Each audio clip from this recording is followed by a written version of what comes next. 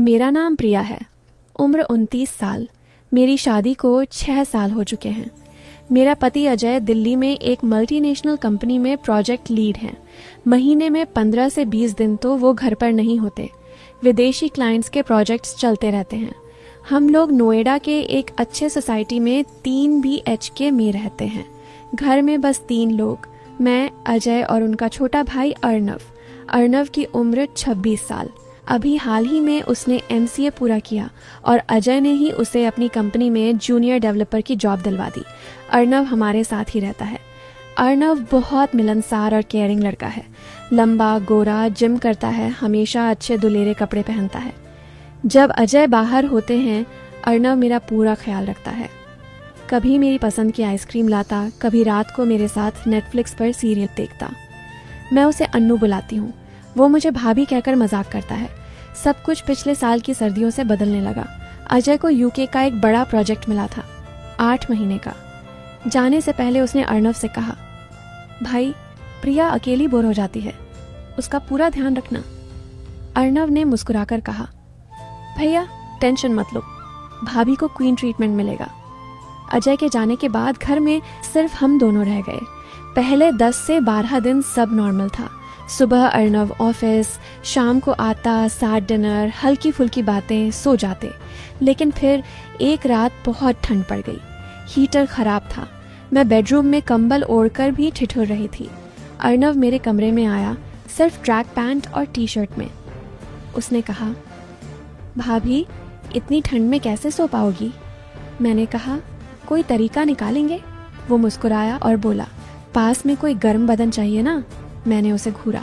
वो हंस पड़ा, लेकिन उसकी आंखों में कुछ अलग था। उसी रात करीब 3 बजे मुझे ठंड से नींद टूटी। मैं किचन में गर्म पानी बनाने गई। अर्नव सोफे पर लेटा था, सिर्फ ट्रैक में।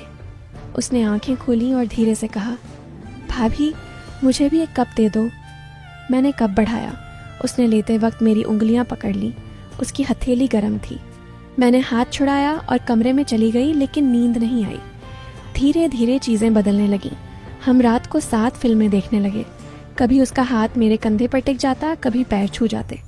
मैं हटाती नहीं थी, वो भी नहीं। एक रात हम एक रोमांटिक मूवी देख रहे थे। सीन में किस हो रहा था। अर्नव ने वॉल्यूम कम किया और धीरे से बोला, भाभी, कभी ऐसा लगा कि हम भी। मैंने उसकी तरफ देखा। उसकी नज़र मेरे होंठों पर थी। मैं चुप रही। उसने धीरे से मेरा चेहरा छुआ और बहुत करीब आ गया। उसकी सांस मेरे चेहरे पर लग रही थी। मैंने आंखें बंद की और वो किस हो गया। पहला किस बहुत गहरा, बहुत लंबा। जब अलग हुए तो दोनों की सांसें तेज थीं। मैंने उसकी T-शर्ट पकड़कर फिर खींच लिया। उस रात हमने वो सारी हदें पार कर दी जो भाभी देवर के बीच कभी नहीं पार करनी चाहिए।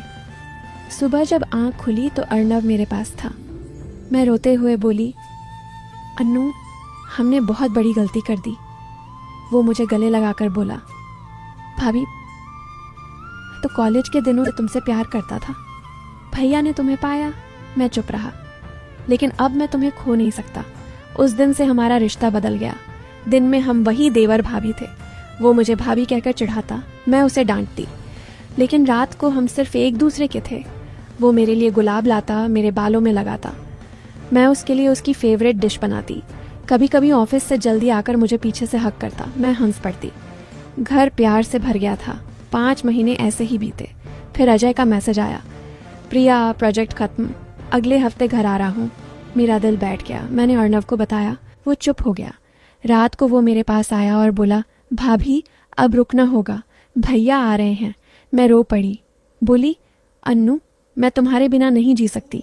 वो बोला, मैं भी नहीं, लेकिन भैया को धोखा नहीं दे सकते। अजय आ गए। मैंने सब नॉर्मल करने की पूरी कोशिश की। अर्नव अलग कमरे में शिफ्ट हो गया। लेकिन जब भी अकेले मिलते, आंखें मिलती तो दोनों की आंखें भर आती। एक रात अजय सो गए। मैं चुपके अर्नव के कमरे में गई। वो जाग रहा था। मैंने कहा, अन्नू, बस आखिरी बार। उसने मुझे गले लगाया। उस रात हमने फिर वही किया। सुबह अर्नव ने कहा, भाभी, मैं बैंगलोर ट्रांसफ़र ले रहा हूँ। कंपनी में बात हो गई। यहाँ रहा तो तीनों बर्बाद हो जाएंगे। मैंने उसके पैर पकड़ लिए, रोते हुए बोली, मुझे मत छोड़ो। वो बोला, प्रिया, तुम भैया की हो, हमेशा रहोगी। बस इतना याद रखना कि तुम्हारा देवर तुमसे बहुत प्यार करता है, हमेशा करेगा। और वो चला गया। आज अजय मेरे साथ हैं।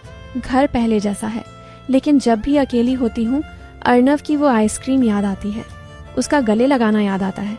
कभी कभी उसका मैसेज आता है, भाभी आप ठीक हो ना? मैं बस लिखती हूँ, हाँ अन्नू तुम खुश रहो। दोस्तों, ये थी मेरी और अन्नू की कहानी। कुछ प्यार छुपाने पड़ते हैं, कुछ रिश्ते नाम के लिए तोड़ने पड़ते हैं, फिर भी दिल आज भी उसी के नाम से धड़कता है। अगर कहानी दिल को छू गई हो तो लाइक कर दीजिए, चैनल सब्सक्राइब कर लीजिए। अगली कहानी जल्द। तब तक अपना ख्याल रखिए।